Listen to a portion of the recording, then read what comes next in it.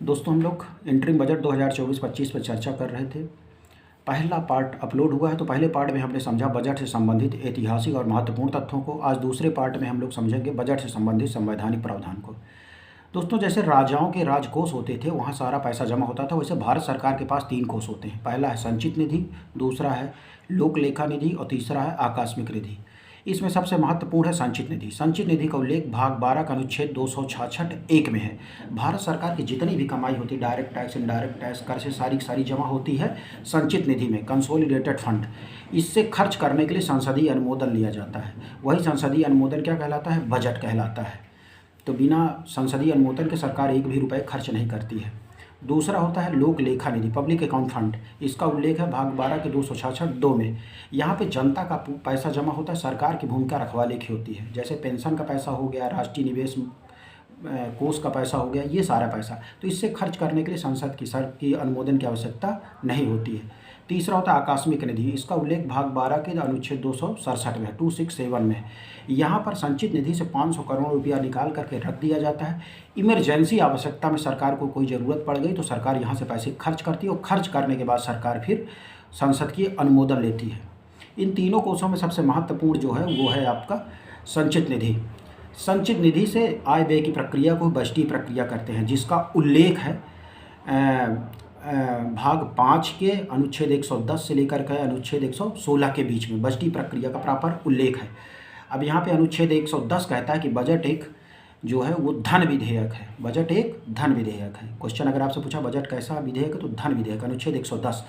अनुच्छेद 111 जो है वो राष्ट्रपति की अनुमति की बात करता है कि बजट प्रस्तुत करने के पहले सरकारों को राष्ट्रपति की अनुमति लेनी पड़ेगी। अब जब दोनों सदन से बजट पास हो गया, राज्यसभा की भूमिका खैर सलाहकारी है, पास हो गया तो उस पर सिग्नेचर मारने के बाद वो धन विधेयक जो है वो पास हो जाता है, खर्च करने के लिए सरकार को मिल जाता है। तो राष्ट्रपति की अनुमति का उल्लेख है अनुच्छेद 111 में। अनुच्छेद 112 बजट की परिभाषा की बात करता है। तो बजट की परिभाषा के हिसाब से बजट एक वार्षिक वित्तीय विवरण है। एक वार्षिक वित्तीय विवरण है।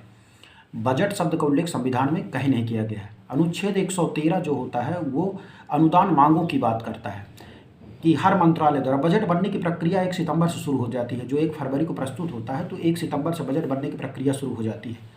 तो उसमें क्या होता है कि वित्त मंत्रालय के अधिकारी जाते हैं, हर मंत्रालय से पास जाते हैं, उनसे डिमांड पूछते हैं कि अगले साल आगामी वित्त वर्ष के लिए आपका क्या खर्चा है। तो वो अपनी एस्टिमेटेड कास्ट बताते हैं। रेल मंत्रालय, रक्षा मंत्रालय, वित्त मंत्रालय, कपड़ा मंत्रालय, गृह मंत्रालय, स्वास्थ्य मंत्रालय, कृषि मंत्रालय, सारे मंत्रालय के पास अधिकारी जाते हैं, फिर अपने एस्टिमेट के हिसाब से सरकार अलॉट करती है बजट में कि किसको कितना पैसा चाहिए। तो अनुदान मांगों की बात की गई है अनुच्छेद 113 में।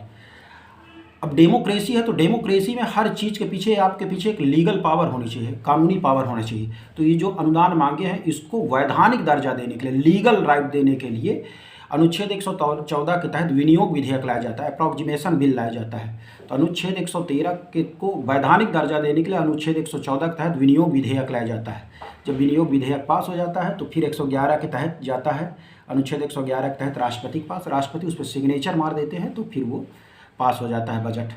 अनुच्छेद 115 जो होता है वो अनुदान मांगों के बारे में बात करता है, अतिरिक्त मांगों के बारे में बात करता है, एडिशनल ग्रांट। तो अगर सरकार को, किसी मंत्रालय को, किसी विभाग को अतिरिक्त पैसे की आवश्यकता होती है तो अतिरिक्त मांगों की बात की गई है अनुच्छेद 115 में, अनुदान मांगों की बात की गई है। 116 लेखा अनुदान कहलाता है, वोट ऑन अकाउंट। आपको बताई थी कि संचित निधि से एक भी पैसा सरकार खर्च नहीं कर सकती है जब तक कि संसद अनुमति न दे।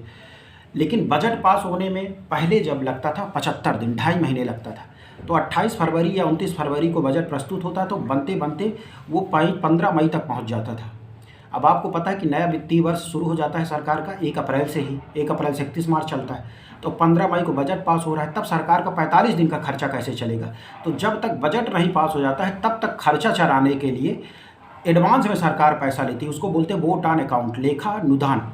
अब इसमें भी एक प्रॉब्लम होती थी कि 15 मई के बाद फिर बजट पास हुआ, फिर सरकारों को खर्च चलाने के लिए फिर पैसा मिलता था, फिर मानसून का सीजन आ जाता था, हमारे देश में बारिश होने लगती थी, तो जो विकास कार्य होता है वो बाधित हो जाते थे। भाई न ट्रैक्टर चल पा रहा है, न जेसीबी चल पा रही है, न सड़क बन पा रही है, रेलवे का काम हो रहा है, न विद्यालय, न बिल्डिंग, न भवन निर्माण, ये सारी चीज़ें, कोई काम विकास का कार्य बढ़ नहीं पाता था। तो इस वजह से विकास का कार्य शुरू होते होते जब बारिश खत्म हो जाती थी सितंबर माह में शुरू होता था। तो मोदी जी ने कहा कि ऐसा करो कि ये जो 75 दिन का टाइम है इसको 60 दिन करो, और जो 28 फरवरी को बजट प्रस्तुत करते हैं उसको 1 फरवरी को प्रस्तुत करेंगे। तो अब 1 फरवरी को इसीलिए बजट प्रस्तुत किया जा रहा है कि 28-29 फरवरी से ला करके 1 फरवरी को प्रस्तुत किया जा रहा है, और 31 मार्च तक, जो 75 दिन लगते थे तो उसको 60 दिन में लगभग, तो 31 मार्च तक बजट को पास करने की प्रक्रिया पूरी कर ली जाती है। इसलिए नए वित्त वर्ष से सबको पैसा जो है सबके अकाउंट एवं मंत्रालयों के भी पहुंच जाता है कि आप अपना विकास कार्य शुरू करो 1 अप्रैल से नए वित्तीय वर्ष के साथ। तो अब लेखानुदान की वर्तमान में आवश्यकता नहीं रहेगी। तो दोस्तों ये थे संविधान से बजट से संबंधित कुछ संवैधानिक प्रावधान। अब तीसरे पार्ट में हम लोग चर्चा करेंगे जो इंटरिम बजट पेश किया गया है 2024-25 के बारे में, उसके संबंधित प्रावधानों को समझेंगे। Thank you very much.